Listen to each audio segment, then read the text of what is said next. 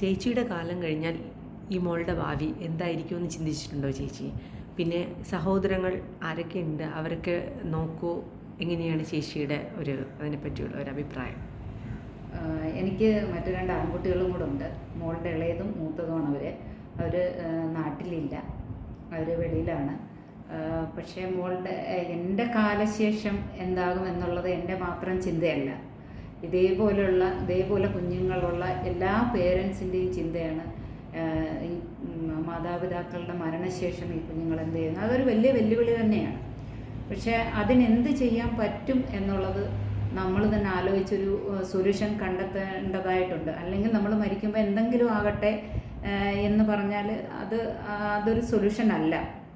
അപ്പോൾ ആ ഒരു ചിന്ത എനിക്കുണ്ടായതുകൊണ്ടാണ്, എസ്പെഷ്യലി എൻ്റെ മക്കൾ 2 പേരും വിദേശത്തായതുകൊണ്ട്, അവർ ആൺകുട്ടികളായതുകൊണ്ടും അവർക്ക് ഇപ്പോഴും മോളെ നോക്കിയിരിക്കാനൊന്നും അവരുടെ ലൈഫ് അനുസരിച്ച് അത് പറ്റാത്തത് കൊണ്ടും എനിക്ക് ഫേവറബിളായിട്ട് തോന്നുന്നത് എൻ്റെ മോൾക്കൊരു നല്ലൊരു സ്ഥാപനം ഉണ്ടാക്കി അവളെ അവിടെ സെക്യൂർ ആക്കുക എന്നുള്ളതാണ്.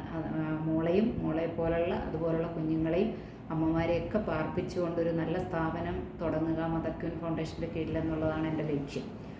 അതിന് വേണ്ടിയിട്ട് തിരുവനന്തപുരം ജില്ലയിൽ 35 സെൻറ്റ് സ്ഥലമുണ്ട്, അടൂർ 45 സെൻറ്റ് സ്ഥലമുണ്ട്. അപ്പോൾ അത് ഒരു സ്ഥാപനം തുടങ്ങണം, അത്യാവശ്യമായിട്ടും തിരുവനന്തപുരത്ത് തന്നെ അതിൻ്റെ ഒരു സ്ഥാപനം തുടങ്ങണമെന്ന് തന്നെ തീരുമാനിച്ചിരിക്കുകയാണ്. അതിൻ്റെ പ്രവർത്തനങ്ങൾ ഏകദേശം തുടങ്ങിക്കഴിഞ്ഞ് ഇനി അതിൻ്റെ മുന്നോട്ടുള്ള ഒരു ഫണ്ട് കണ്ടെത്തുന്ന ബുദ്ധിമുട്ട് കൊണ്ട് അതിങ്ങനെ പെൻഡിങ്ങിലിരിക്കുകയാണ്.